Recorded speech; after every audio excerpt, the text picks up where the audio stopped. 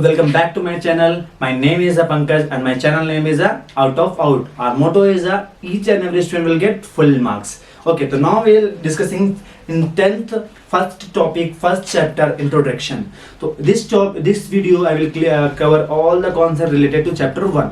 Okay, first you understand the concept, when we'll discuss the exercise. So after this after this concept I will discuss your exercise. तो पहले हम ये video करने वाले हैं, ये कॉन्सेप्ट समझने वाले हैं अच्छे से और उसके बाद हम करने वाले हैं। तो पहला हमारा टॉपिक है रियल नंबर। जो रियल नंबर होता है क्या है, रियल नंबर क्या होता है वो हम यहाँ पे डिस्कस करने वाले हैं। रियल नंबर चैप्टर का नाम ही क्या है, रियल नंबर। तो रियल नंबर क्या होता क्या है, तो रियल नंबर समझ लो। पहले मैं उसको टॉपिक को लेके आता हूँ। टॉपिक क्या है हमारा, टॉपिक हमारा ये है रियल नंबर। रियल नंबर का कॉम्बिनेशन क्या होता है, रियल नंबर मीनिंग होता है कि जो रेशनल नंबर होता है, जो रेशनल नंबर होता है और इरेशनल नंबर क्या होता है, इरेशनल नंबर। जो रेशनल नंबर और इरेशनल नंबर का जो टॉपिक होता है उस कॉम्बिनेशन को बोला जाता है क्या, उस कॉम्बिनेशन को बोला जाता है क्या, उस कॉम्बिनेशन को बोलते हैं रियल नंबर। इस कॉम्बिनेशन को बोलते हैं क्या, रियल नंबर। तो दिमाग में रखना है जो हमारा रेशनल नंबर और इरेशनल नंबर है उस कॉम्बिनेशन को। तो चलो हम समझते हैं कि रेशनल नंबर होता क्या है और इरेशनल नंबर क्या होता है। तो यहाँ पे देखो 10th में क्या पढ़ने को मिलेगा आपको, 10th में पढ़ने को मिलेगा आपको थोड़ा बहुत हमारा रेशनल नंबर, रियल नंबर है। रियल नंबर के अंदर हमारा क्या क्या चीज आ रही है, रेशनल नंबर पढ़ना है हमको, जो मैंने यहाँ पे लिखा हुआ है, और इरेशनल होना है। मोस्टली हमको इरेशनल नंबर से दिया हुआ, ठीक है, दिमाग में रखना। ठीक है, रेशनल नंबर हमको प्रूव करने के लिए बोलेगा, √5 √3 √2 ऐसे करके बोलेगा। ठीक है, उसमें देखो उसमें 3 टाइप क्वेश्चन है, वो मैं क्लियर करूंगा जब एक्सरसाइज करूंगा। तो आप बिल्कुल टेंशन मत लेना, बहुत इजी तरीके से बताऊंगा। और आपने एक क्वेश्चन कर लिया मतलब आपको सारे क्वेश्चन बन गए, ऐसा ट्रिक बताने वाला हूँ, तो मिस मत कीजिएगा।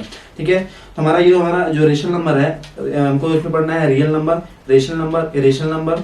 उसके बाद पढ़ेंगे हमारा ये रेशनल नंबर लिखा हुआ है यहाँ पे fundamental theorem of arithmetic, fundamental theorem of arithmetic वो पढ़ने वाले हैं हम लोग।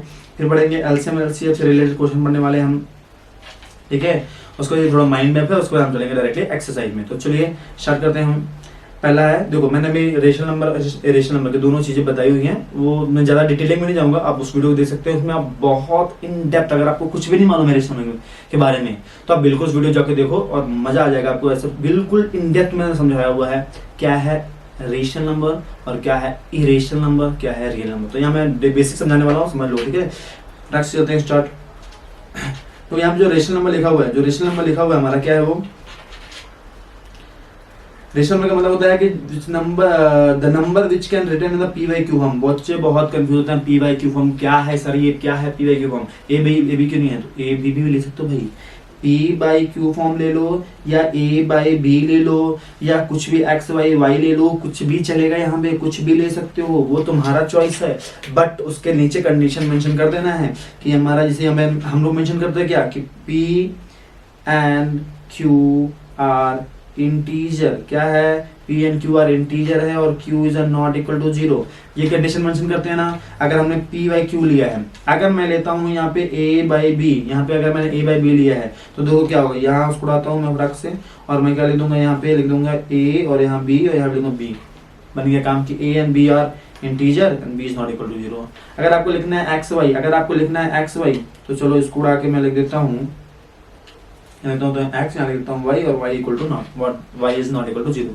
बस इतना ही मीनिंग है, ठीक है ना। तो कंफ्यूज मत होना कि हम पी बाई क्यू फॉर्म ही क्यों लेते हैं, क्यों लेते हैं, कोई दिक्कत नहीं है, जो मैंने वेरिएबल मन में है वो ले लो।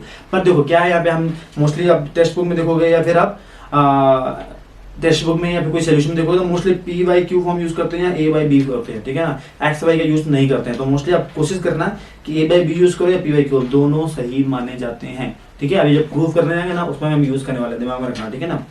चलो तो हम यहाँ पे ये करने वाले हैं, तो इसमें कंफ्यूजन नहीं होना चाहिए आपको। क्या हमारा ये पी वाई क्यू फॉर्म में पी एन क्यू हमारा क्या होना चाहिए, इंटीजर होना चाहिए। ये मैंने लिखा हुआ है यहाँ पे P and Q are integer, P and Q are integer and Q is not equal to, Q क्या है हमारा इक्वल टू 0 नहीं होना चाहिए। तो रेशनल नंबर मैंने बताया कि पी एन क्यू, जैसे कोई नंबर लिखा 3/4 तो ये पी और क्यू, तो ये क्या है 3 इंटीजर है, यस इंटीजर है, क्यू 4 इंटीजर है, यस इंटीजर है। तो क्या बोलेंगे, ये हमारा क्या रेशनल नंबर हो जाएगा। दूसरा कंडीशन चेक कर लेना कि यहाँ पे Q is not equal to 0 ना, Q is not equal to 0 ना, Q is not equal to 0 meaning बोल सकते हैं ये रेशनल नंबर, क्या बोल सकते हैं, ये रेशनल नंबर है, ये रेशनल नंबर है, ये रेशनल नंबर है बोल दूं। ठीक है, नेक्स्ट चलते हैं। जैसे मान लो लिखा है वहां पे, हाँ एक क्वेश्चन है 0 -1 या पाई आता है, इसमें कंफ्यूजन होता है बच्चों को। तो कोई 0 आएगा तो 0 नहीं हम मान ले सकते हैं, बिल्कुल सकते हैं। तो आप लिखेंगे पी बाई क्यू, तो पी जो है हमारा 0 आ रहा है, मतलब क्या जीरो इंटीजर बोला जाता है या नहीं। अब देखो इंटीजर में मुझे कुछ डाउट होगा कि इंटीजर मतलब क्या होता है। इंटीजर को आई से भी लिखते हैं और जेड से भी लिख सकते हैं, जो मर्जी लिख दो। पर ध्यान रखना कि हाई स्कूल में, मतलब जब बड़ी क्लास में जाते हैं, हम 8th 9th 10th में जाते हैं, तो क्या करते हैं, जेड यूज करते हैं। और जो प्रीवियस क्लास, छोटी क्लास में हम आई यूज करते हैं, ठीक है ना। तो जेड का यहाँ पे यूज करेंगे, ठीक है। इसमें भी दो प्रकार के होते हैं, जेड प्लस कर दिया तो पॉजिटिव इंटीजर लेना है, और माइनस कर दिया तो नेगेटिव होता है। तो वो हम नहीं कर रहे हैं अभी फिलहाल, छोड़ देते हैं इसको भी। तो मैं चलता हूँ इंटीजर। इंटीजर क्या होता है, जैसे हमारा नेगेटिव नंबर कॉम्बिनेशन हो गया, या फिर जीरो ये हो गया, या फिर पॉजिटिव नंबर हो गया। ये तीनों कॉम्बिनेशन यहाँ पे अटैच चलता रहेगा। मतलब नेगेटिव नंबर जितने भी हैं सारे, जीरो एक ही है बेचारा, वही लेना है, और 3 1 2 3 मतलब जितने पॉजिटिव नंबर, तो सारे क्या है, नेगेटिव नंबर, पॉजिटिव नंबर और जीरो, अलॉन्ग विद जीरो। इस कॉम्बिनेशन को बोलता है इंटीजर। ध्यान रखना, जीरो क्या है, जीरो पॉजिटिव नंबर है कि नेगेटिव नंबर, बताओ लिखिए। तो बताओ नेगेटिव है कि पॉजिटिव, नेगेटिव नंबर है कि पॉजिटिव। जीरो दिमाग में रखना, ना ही नेगेटिव बोलेंगे ना ही पॉजिटिव, जो नेगेटिव नहीं है ना ही पॉजिटिव, दिमाग रखना। इसलिए वो हमने क्या किया, यहाँ पे अलग से जीरो मेंशन किया हुआ है, बोलना नहीं, ठीक है ना। ओके, तो ये है हमारा। तो -1 बाई, अगर 1 ले सकते हैं तो -1 क्या है, इंटीजर है, और 1 भी क्या है, इंटीजर ही है सर, इंटीजर ही है सर। इंटीजर ही है मतलब क्या, इंटीजर है मतलब क्या, ये हो गया हमारा रेशनल नंबर। क्या हो गया हमारा, क्या हो गया, रेशनल नंबर हो गया। देखो पाई की बात आती है, अब मैं पाई की बात करता हूँ, ठीक है ना। ये हमारा मेन टॉपिक है। देखो मैं थोड़ा इसको सफाई कर लेता हूँ, थोड़ा सा इसको, फिर आपको समझाता हूँ।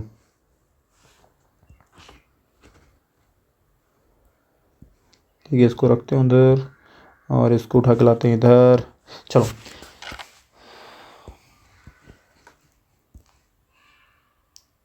ठीक है, चलो छोड़ो इसको। यहाँ पे हम, यहाँ पे कॉन्सेंट्रेट करो, यहाँ पे कॉन्सेंट्रेट करो। यहाँ पे हम करने वाले पाई का। पाई का वैल्यू देखो, पाई का जो हमने किया है लास्ट वीडियो में किया, थोड़ा आप देख सकते हो, अच्छे से मिल जाएगा आपको। 22/7 और 3.14 की बात करेंगे तो पाई का वैल्यू जो होता है हमारा 22/7 होता है। तो ये हमारा रेशनल नंबर है, क्योंकि P/Q फॉर्म में है, और 22 हमारा इंटीजर है, 7 में इंटीजर है, और डिनोमिनेटर में जीरो नहीं है, तो मतलब ये हो गया इंटीजर। 3.14 इसको ले सकते हैं 314/100 ले सकते हैं।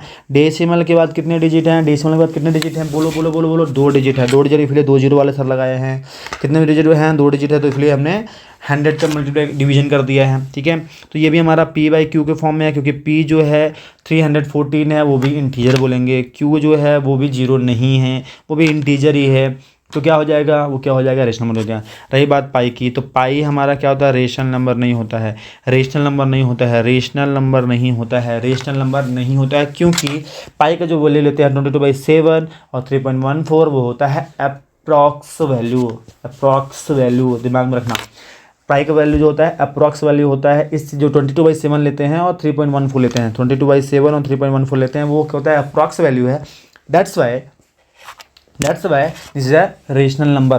बट पाई का अगर एग्जैक्ट वैल्यू देखने जाएंगे, पाई का एग्जैक्ट वैल्यू देखने जाएंगे तो क्या हो जाएगा, तो क्या हो जाएगा, तो क्या हो जाएगा, तो यही हो जाएगा कि ये रेशनल नंबर नहीं है, ये इरेशनल नंबर है, ठीक है। तो ये हमारा यही होता है। और इसमें समझ लेना एक और होता है, जिसमें बोलते हैं कि टर्मिनेटिंग मतलब क्या होता है, remainder should be equal to zero. Terminating मतलब क्या होता है, टर्मिनेटिंग मतलब होता है remainder should be zero. Terminating मतलब क्या होता है, रिमाइंडर शुड बी जीरो। और इसमें एक और डेफिनेशन होती है, दिमाग में रखना, उसको भी मैं बता देता हूँ आपको। देखो एक तो मैंने लिख दिया है टर्मिनेटिंग, दूसरा डेफिनेशन होता है इसमें नॉन टर्मिनेटिंग की अगर बात करें, एंड रिपीटिंग हो जाता है। यहाँ पे मैं ज़्यादा डेप्थ में नहीं जाऊँगा, क्योंकि मैंने ऑलरेडी कर लिया है। आप थोड़ा देखो उसको, वीडियो को, आपको क्लियर हो जाएगा डाउट्स, ठीक है। तो यहाँ पे नॉन टर्मिनेटिंग मतलब होता है रिमाइंडर क्या होता है, not equal to zero, remainder zero नहीं आता। जैसे कि लिख देता 3.333, अगर मैं लिख देता हूँ 10/3, अगर डिवाइड करोगे तो ये ऐसा रिपीटेड आ जाएगा, वही नंबर रिपीट होगा। तो जब रिमाइंडर जीरो नहीं आता है, जब रिमाइंडर जीरो नहीं